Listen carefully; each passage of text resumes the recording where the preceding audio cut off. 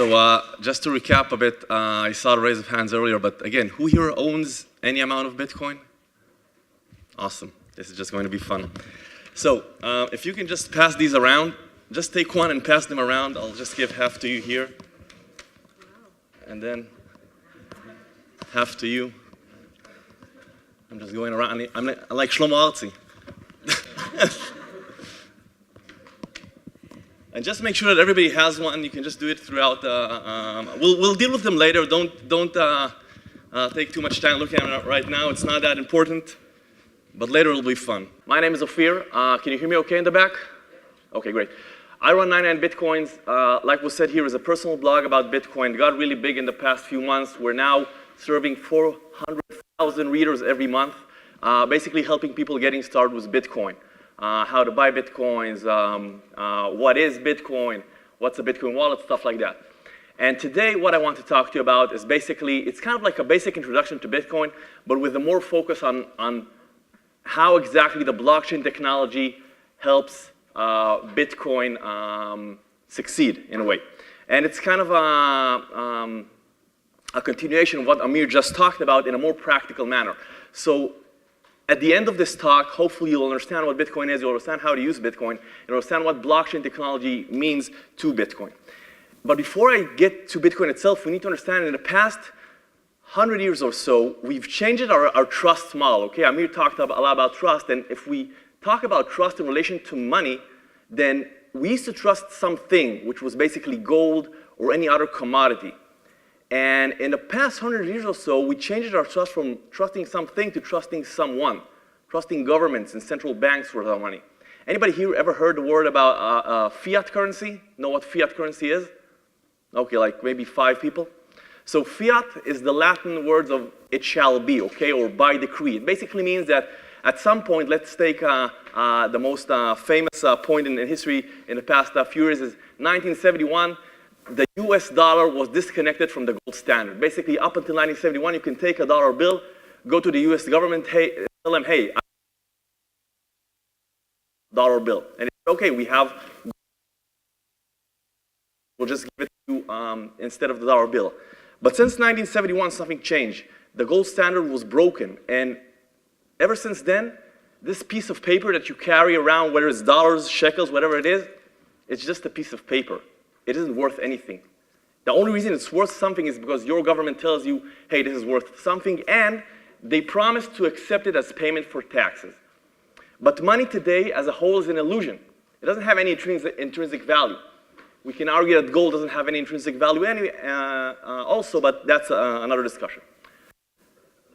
But when we moved to trust someone, basically, we became centralized. And again, we saw this in the previous presentation. And why do we centralize? Why do we have this government who we allow to, or the central bank who we allow to print money? Or we have these banks who we allow to kind of convey our transactions. So let's say I want to send $20 to anyone here, then let's see if this works. Yeah, great. So let's say this is me, and I want to send $20 to this guy. What I got to do is I got to tell the central point of authority here, hey, I want to send $20.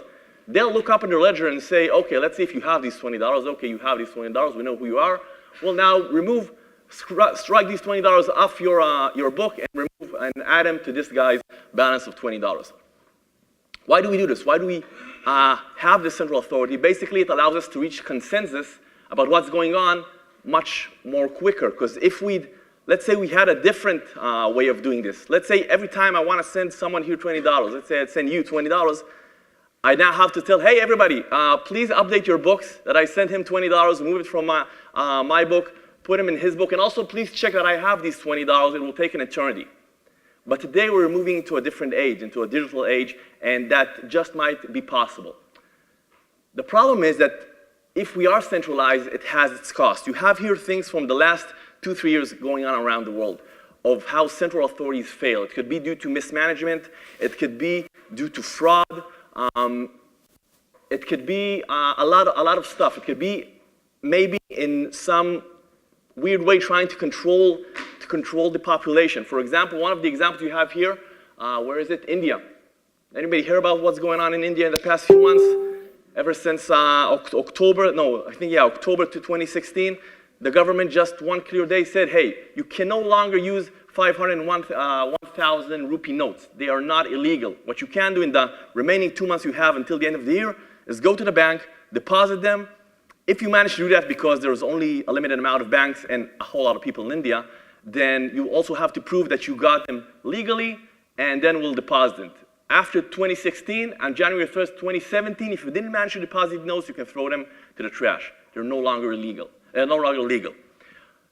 Some other stuff you can see from centralized authorities. Let's take the example of Cyprus in 2013. Basically, the government going into civilians' bank accounts and bailing in. It's actually bailing in the country, taking money from civilians in order to avoid the country from collapsing. Basically, what I'm trying to say, and I'm a bit extreme in my views, is that the money you think you own, you don't really own. You gave it to the bank, and you're hoping that when you need it, it will give it back to you. So that's the kind of the main issue with central authorities. But then in 2009, a guy or a group of people, like was said here before, named Satoshi Nakamoto, put out a white paper. We actually put it in the end of 2008, but 2009 is when Bitcoin started working for the first time.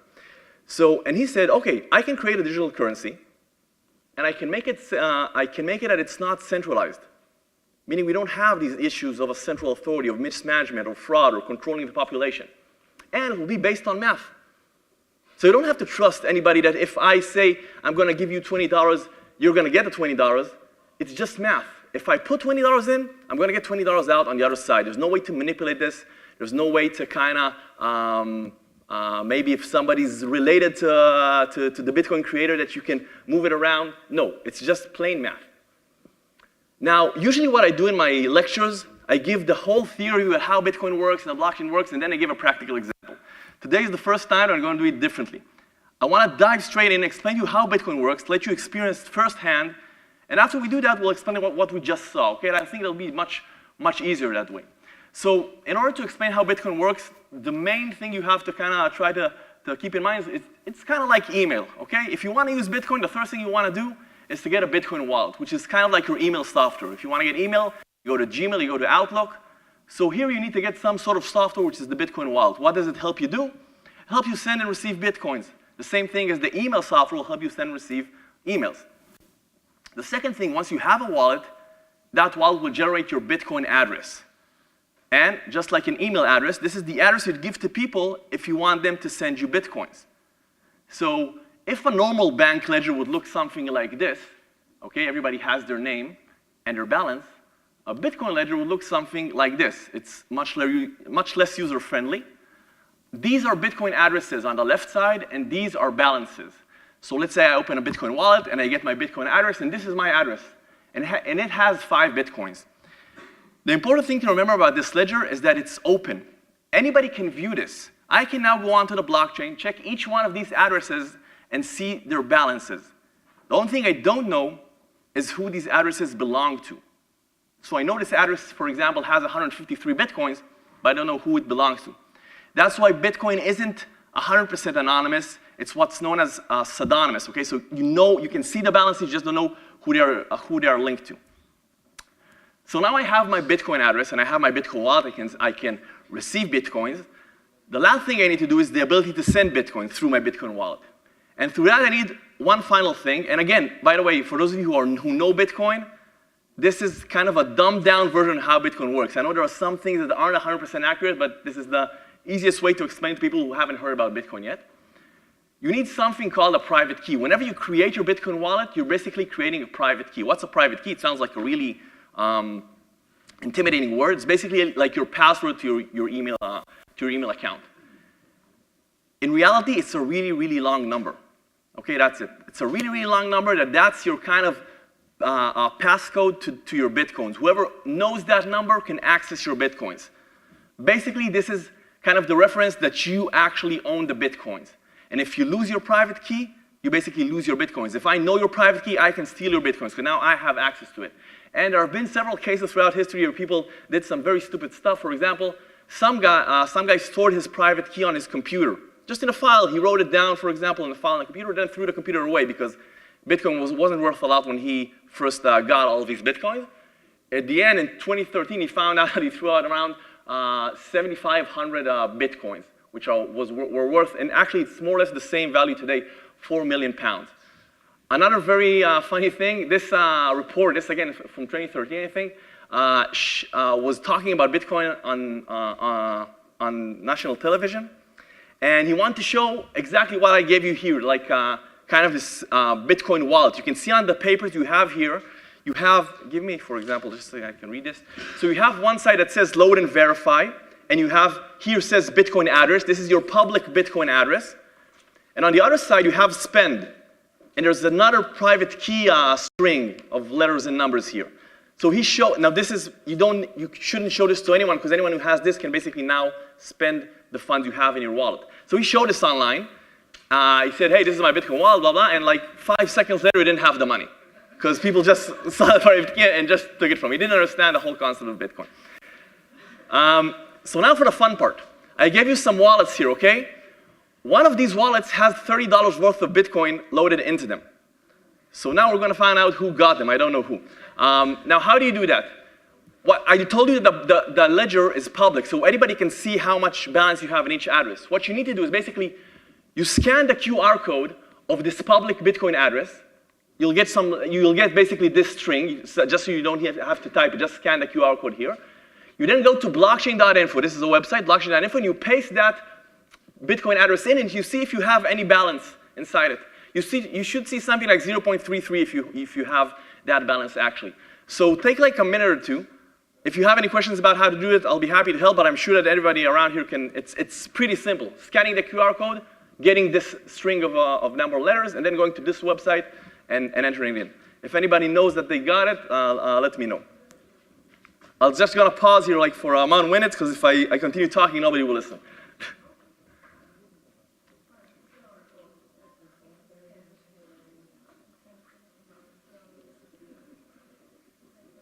Manny, didn't get one? Oh, man. What? No, I just asked if he didn't get one. Nobody found the money yet?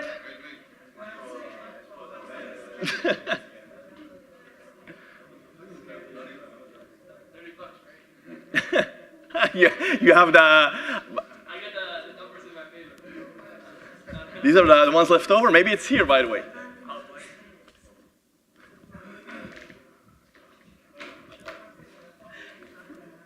So how do you redeem it after, let's say you scanned it,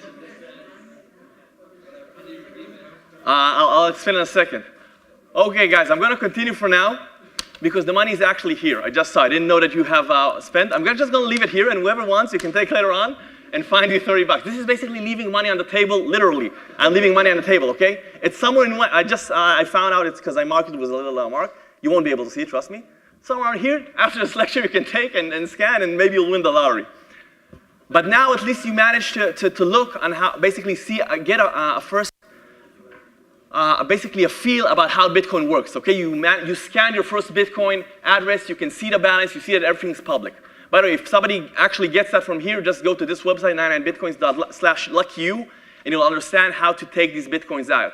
Why do you need to take these Bitcoins out? Because I know, for example, because I printed all of these, what are the private keys. So in order for me not to steal them from you after you get this, you want to move the funds to another wallet.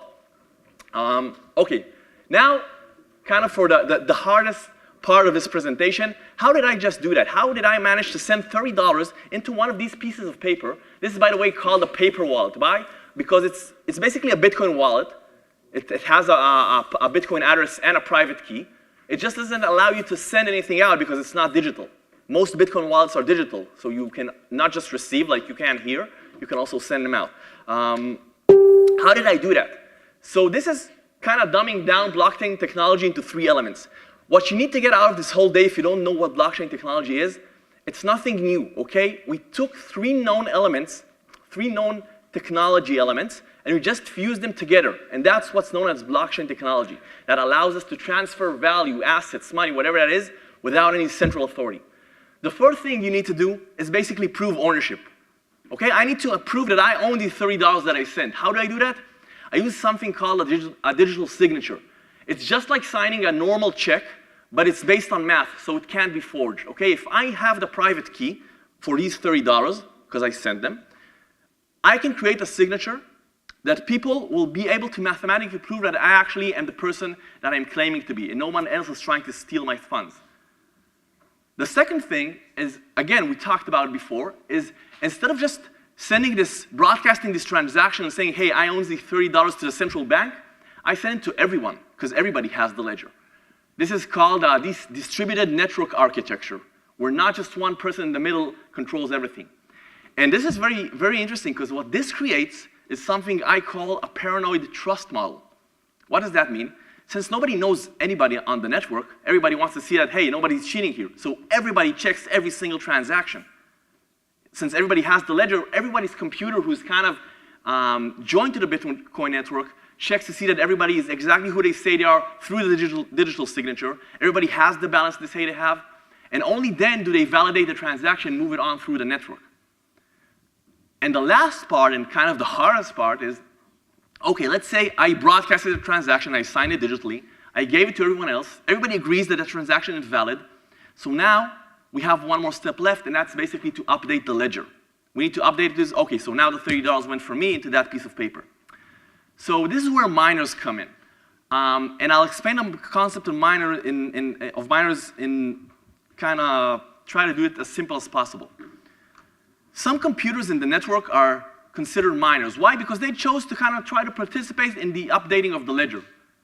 Why do they do it? Because they are told that if they help to update the ledger, they'll win some sort of reward. In this case, Bitcoins, because we were talking about the currency Bitcoin. Imagine that, let's say this is the whole network of Bitcoin. All of you here are computers that are kind of verifying these transactions. And for example, let's say only this row here want to participate as miners. So they say, okay, we're going to buy some very expensive computers, and we're going to try to update the ledger. What does that mean? It means that what we're going to do is we're going to try to compete with one another at solving some sort of riddle. The riddle I gave you here, for example, is some very complex Rubik's Cube. So imagine I give all this row here the same Rubik's Cube, and I tell you, okay, the first one who's going to solve this Rubik's Cube is going to get to update the ledger. So they all start trying to solve this Rubik's Cube. And for example, after, let's say, 10 minutes, you solve it first. So you say, hey, I solved it, and you show it to everybody else. We can see very easily that the Rubik's Cube was solved, and you get to update the ledger. So you take my transaction, you write the new page of transaction, and you spread it to everybody else. And in reward, you get some Bitcoins. Why? Because you invested energy. Now, if you translate this into the computer world, it means that they're spending basically a lot of computational powers. They're buying expensive computational machines, which are called Bitcoin miners. They're wasting energy, which costs electricity. And they believe that the reward they're going to get, these Bitcoins, is probably more valuable than the energy they're expending. So that's kind of like the last step of the blockchain technology, updating the ledger. Now, to recap what I just said, the first step and the first element of blockchain technology is to sign and broadcast that transaction. This is called, the technical element here is called public key encryption. Okay, that's how you do this. You broadcast it, and now you basically go through the whole distributed network. You broadcast to everybody here in the room, and you say, hey, please validate this transaction. Validate that I have the funds I say I have, and make sure that it's me through the digital signature. Once you pass this, you basically sit in some sort of pool of transactions, waiting that one of these people here will pick up your transaction, solve this Rubik's Cube, and enter it into the blockchain. Now, why is it called blockchain? Why not transaction chain? Well, because here I just gave you an example of one transaction, but in reality, there are like hundreds of thousands of transactions every second. So instead of just entering them one by one, they're grouping them into blocks of transactions. And instead of entering just one transaction, they're entering a block of transactions. So this is the blockchain, basically a chain of blocks. So what you get in the end is a blockchain. It's a transparent, permissionless, tamper-proof, decentralized ledger. It's transparent because everybody can see it. It's permissionless because anybody can take part in it. Any one of you can become a Bitcoin miner, for example. It's tamper-proof because if you want to change something that one of the miners already updated, you're going to have to outcompute the whole network's computational power. That's a lot of power. So it's basically immutable. You can't change it. And it's decentralized because everybody owns the ledger. So today, we're basically changing our trust model again, from trusting someone to trusting something again. Only this time, this something is math. It's not some sort of physical commodity. And to end my presentation, I want to show this video. A lot of people ask, hey, what is Bitcoin? Can you explain what is Bitcoin? I don't think what is Bitcoin is the right question. I think the right question is what Bitcoin can do for you. And so this is from 1994, the Today Show or something like that, talking about the internet, okay? Back now at 56 past, I wasn't prepared to trade. And she thought it was about. Yeah. Oh. Big fight up in the lunchroom the other See, week. there it is. Violence at NBC, GE.com. I mean, Well, Allison should know. What do you is think about internet Allison? anyway? Internet is that massive computer network, the one that's becoming really big now. What do you mean? That's big. How does one? What do you write to it like mail? No, a lot of people use it and communicate with. I guess they can communicate with NBC writers and producers. Allison, can you explain what internet is? No, she can't say anything in 10 seconds or less. Oh, Allison will be in the studio. Anyway, you get the idea. This is national television. Okay? This is one of the highest rated TV shows. This is basically what we're doing here. People are going to see this video in 10 years and kind of laugh about us. So the thing is not what Bitcoin is, but basically what Bitcoin can do for you. Because if I ask you, explain to me what internet is, today you probably won't be able to explain in very simple terms what the internet is. You'll say, like they said, it's like a computers, they're connected. But if I ask you what the internet can do for you, you'll easily say, yeah, sure. I can go online, talk to whoever I want. I can transfer information. I can get answers to anything I need. So this is what Bitcoin can do for you. It can give you full control of your money. Anyone who doesn't have your private key can control your money. The government can't come and take your Bitcoins away unless they have your private keys. It can lower boundaries to entry. There are 2.5 billion people who are unbanked around the world, who don't have any access to banking. Why? Because either they don't have banks in their countries, or nobody knows who they are, or they don't have any formal identity. They can now participate in this global economy. And it removes the middleman. The last thing I want to end with this is, if you take something from this lecture, is just go and buy some Bitcoins. It could be $50 worth of Bitcoins, whatever you want. I can talk here a whole day about Bitcoin, but you won't learn as much as if you just go and buy like $50 or even $10 worth of Bitcoin, and you actually participate hands-on in this truly revolutionizing piece of technology. Thank you very much. Yes?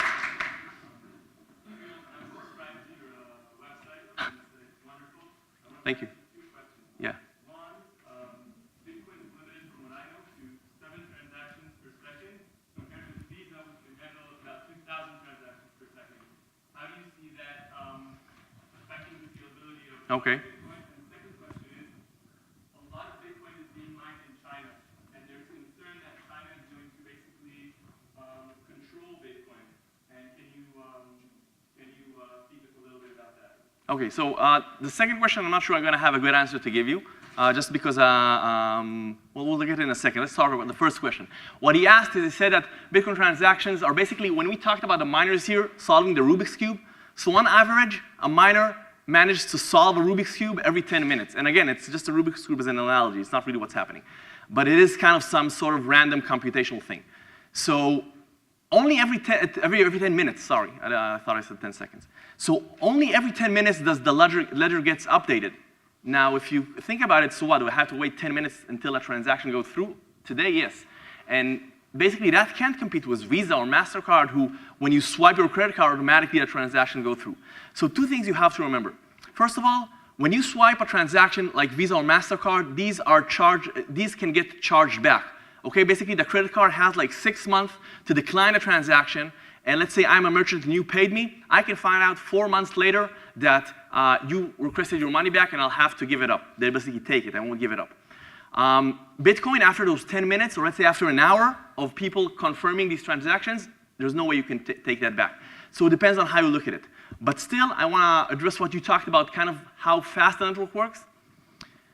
My personal opinion is that Bitcoin isn't going to be the day-to-day currency we're going to use in the future. There are like 500, almost 1,000 different altcoins, kind of coins who are like Bitcoin but do other stuff differently. And some of them do payments a lot faster with a bigger capability of volume and stuff like that. Bitcoin in the future, that's just my personal opinion, is going to be like gold is today. It's going to be like the reserve currency. and there are going to be other altcoins or other networks that do the same on the same infrastructure, do things better, manage to process more transactions, and that'll probably be what will happen. So today, there's no match for Bitcoin and Visa in the swiftness of the transaction. But again, you have to remember, this is very new technology. The infrastructure is still not there. For example, you can ask someone from 20 years ago if you think they'll be able to watch this conference live now on video when they're just trying to download photos of naked women and waiting for the whole photo to come up. So again, you can't know how this will evolve. The second question, I don't have a good answer to give you yet because I haven't dove down into this subject that much. Any other questions? Yeah. Last one. Okay, sure. Even though that it is possible for everyone practically to hack the network, there has been a lot of cases of hacking into exchanges. Yeah. Even very big exchanges. How can you deal with that? So this is a question not for Bitcoin, but basically for cybersecurity. The only time that Bitcoin was hacked is when there was an actual human, some sort of human action involved. So basically, Bitcoin wasn't hacked. The exchange saving Bitcoins, the website saving Bitcoins was hacked. So this is just, like general security stuff. Exchanges have some protocols they should follow, basically keeping at least, I think it's like 80% of their funds should be kept offline. So even if a hacker, the private keys, so even if a hacker does manage to get into the exchange, he can't get to the private keys because they're not connected. So that's basically, it's human error. It's not the blockchain error. The blockchain works fine. Nobody's been able to hack Bitcoin in the 8 years it's been in existence. Thank you very much.